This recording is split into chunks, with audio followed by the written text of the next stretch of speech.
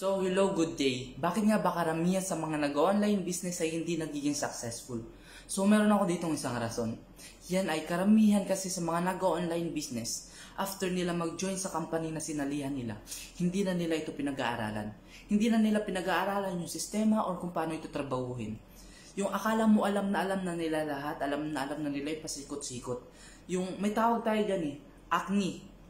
Short term ng alam ko na yan. So karamihan sa mga nag-online business, mga 1 week, 1 month, hataw na hataw sila. Yung halos lahat ng oras nila, ginawa nila sa pagpo-post, pag-invite. So, ang tendency niyan, dahil hindi mo inaral yung sistema, hindi ka magkakaresulta. Then pag hindi ka nagkaresulta, panghihinaan ka ng loob.